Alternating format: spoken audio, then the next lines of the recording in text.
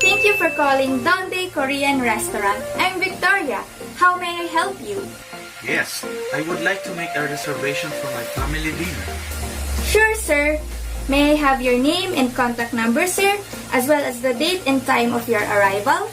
I'm Elon Musk. My contact number is 0935. Arriving on 6 p.m. Sunday, September 27, 2020. Got it, Sir Elon. May I know the total number of guests or family members for the dinner?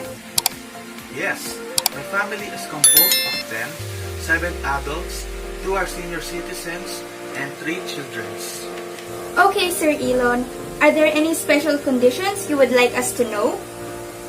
Actually, yes. Since it's my first time in your restaurant, I would like a no smoking area, and also 2 of my adults family members are vegetarians. Yes, we understand, sir. Fortunately, our restaurant is a non-smoking area, and we have plenty of vegetarian courses. Anything else you'd like to add, sir? No, that's all.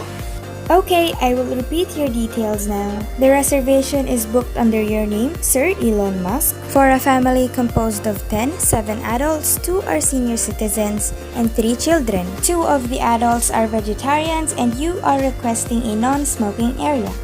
And you will be arriving at our restaurant in 6 in the evening this Sunday, which is September 27, 2020. Did I get it right, sir? Yes, that's right. Your reservation is now recorded, Sir Elon. Thank you.